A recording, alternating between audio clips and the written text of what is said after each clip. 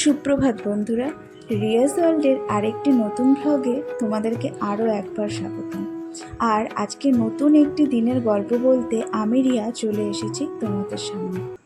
তো সকাল সকাল ঘুম থেকে উঠে গিয়ে আমি বিছানাটা চটপট তুলে নিচ্ছি, আর ছোটো বোনকেও কিন্তু ঘুম থেকে তুলে দিয়েছি।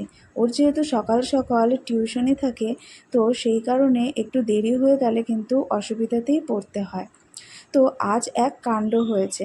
আমার ছোটো বোনও আমার দুই বোনের থেকে তো অনেকটাই ছোট, আমাদের বয়সের কিন্তু অনেকটাই ডিফারেন্স। সেই কারণে ও সবসময় একটা জিনিস আবদার করে যে সকালবেলা ওকে আদর করে ঘুম থেকে তুলতে হবে।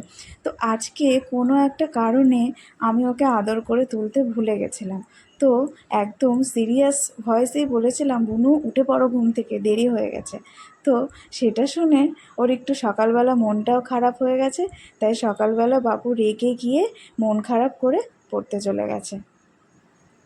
তো ছোটরা কিন্তু এরকমই হয়, দেখবে বাড়িতে বড়দের যতটা কি বলবো, মানে দায়িত্ববোধ বলো বা সমস্ত কিছু দিক দিয়েই বলো, সেগুলো যতটা তাড়াতাড়ি চলে এসে ছোটদের ক্ষেত্রে কিন্তু ততটা আসে না। ওরা যেন সারা জীবন ছোটই থেকে যায় বড়দের কাছে। তাই ছোট আর বড়র মধ্যে কিন্তু এই আবদার খুনসুটি এই সম্পর্কগুলো যেন চিরকালই থেকে যায় এরকম। তো আজ কিন্তু সানডে, সানডে মানে কিন্তু ফান ডে। রবিবার মানে মজার দিন আর খাওয়ার দিন। আর এদিকে বিছানার চাদরটা নোংরা হয়ে গেছিলো বলে তুলে ফেললাম, আর ছাদে চলে আসলাম এই হাঁটাহাঁটি করতে। তারপর যাব প্রতিদিনকার মতনই এক্সারসাইজ করতে। তো রবিবার মানেই কেন মজার দিন বলো তো? কারণ রবিবারে অন্যান্য কাজের চাপ অত থাকে না, এটা ছুটির দিন। আবার পড়াশোনার চাপও কম থাকে, আবার ভালো মন্দ খাওয়া দাওয়া কিন্তু হয়। যখন ছোট ছিলাম খুব মনে পড়ে যে সারা সপ্তাহ ধরে ভাবতাম কবে রবিবারটা আসবে, কবে আসবে। যখনই শনিবার বিকেল হতো মনে হতো ইস, পরের দিন তো রবিবার, কী মজা, কোনো জায়গায় পড়া থাকবে না, দেরি করে ঘুম থেকে উঠতে পারবো। আর মা সকাল সকাল দারুণ দারুণ টেস্টি টেস্টি ব্রেকফাস্ট করে দেবে, আর দুপুরবেলাও হয়তো দারুণ দারুণ খাবার হবে। আমাদের সময়কার দারুণ খাবার বলতে হয়তো চিকেন বা মাটন হতো। তো আমরা রবিবার আসলেই ভাবতাম আজকে মাংস হবে, আর মা কিন্তু কষা মাংস খেতে দেবে। কষা মাংস খাওয়ার জন্য আমি আর আমার মেজো বোন কিন্তু মায়ের কাছে দাঁড়িয়েই থাকতাম।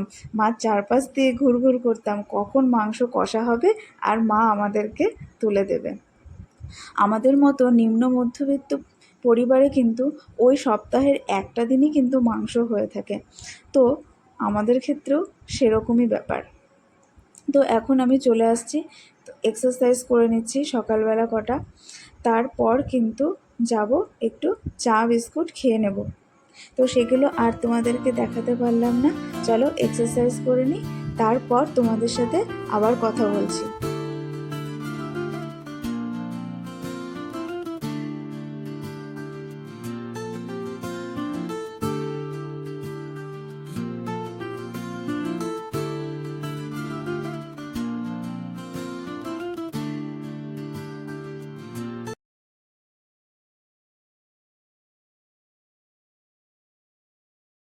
আর আজকের দিনটা তো এমনিতেই মিষ্টি হবে, কারণ আমার মেঘসোনা আছে যে আমাদের বাড়িতে।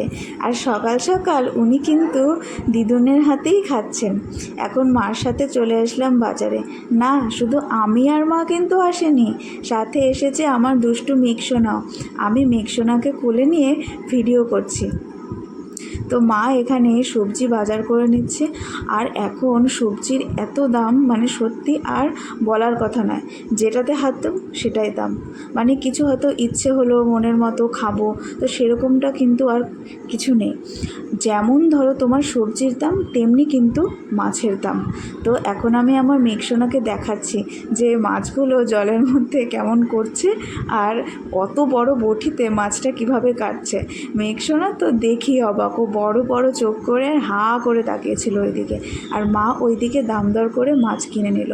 এদিকে আমি বাজার থেকে বাড়ি এসে কিছুটা ল্যাপটপে নিজের কাজ করে নিচ্ছি। নিজের কাজ মানে ওই স্কুলের কাজটা করছি, তারপর কিন্তু আবার মার হাতে হাতে সাহায্য করব। তো চলো এখন কাজ করে নিই, তারপর আবার তোমাদের সাথে কথা বলছি। এখন চলে এসেছি স্নান টান করে, তার আগে ঘর দোর সব পরিষ্কার করেছি। এখন ঠাকুর পুজো দেবো। আজ কিন্তু বাবা লোকনাথের জন্মদিন।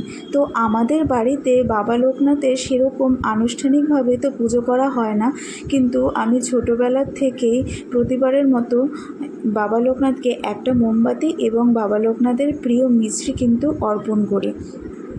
এটা করতে আমার বেশ ভালো লাগে, মন থেকে একটা বিশ্বাস জাগে। আর বিকেলবেলা চলে এসেছি মেলাতে আমার মেঘসোনাকে নিয়ে। আমি, আমার মা আর আমার মেঘসোনা, আমরা এই 4 জন। না না, 4 জন নয়, আমরা তো 3.5 জন। কারণ আমার মেঘ বাবা তো ছোট্ট, একদম পুচকে। দেখেছো আমার মেঘ বাবা কেমন করে আঙুল চষছে? দুপুরবেলা সে তো কিছুতেই ঘুমোবে না। বোন তো খুব রেগে মেগে গেছে যে কেন ঘুমোচ্ছে না, কেন ঘুমোচ্ছে না, এতটুকু ছোট্ট বাচ্চা এত কম ঘুমোলে হবে? তা আমরা ওকে বোঝালাম যে দুদিন তো এখানে ছিল না, তাই হঠাৎ করে আবার এখানে এসছে, সব কিছু নতুন নতুন লাগছে। ওর মনে হচ্ছে ও যেন সব কিছু আবার নতুন করে ফিরে পেয়েছে। তো সেই আনন্দেই ও ঘুমোচ্ছে না। একবার আমার কোলে ঝাঁপিয়ে আসছে, একবার তো মায়ের কোলে যাচ্ছে, আবার একবার আমার ঠাকুমার কোলে যাচ্ছে, একবার বাইরে যেতে যাচ্ছে, একবার আমার বাবার কোলে যাচ্ছে। তো এই কাজই করে যাচ্ছে সারাক্ষণ। তো এদিকে ওকে ঘুরিয়ে ঘুরিয়ে সমস্ত কিছু দেখাচ্ছি। তো মেলার থেকে একটু আগেই ফিরেছি বাড়িতে। বাড়ি এসে সন্ধে দিলাম, তারপর পুচকেটাকে ঘুম পাড়িয়ে দিলাম। পুচকেটা তো অর্ধেকটা রাস্তায় আস্তে আস্তেই ঘুমিয়ে গেছিলো। তো বাড়িতে এসে যখন বিছানায় শোয়াবো তখন একটু জেগে গিয়েছিল। তো আবারও ওকে ঘুম পাড়িয়ে দিলাম। এখন আমি একটু পড়াশোনা করব। আর কাল একটা বিশেষ দিন আছে, তো কালকেরটা কালকেই বলবো। তো এখন আমি তাহলে পড়াশোনা করে নিই। তো আজকে আর কথা হচ্ছে না, আজকের ব্লগটা এখানেই আমি শেষ করছি। তো সবাই ভালো থেকো, সুস্থ থাকো, টাটা।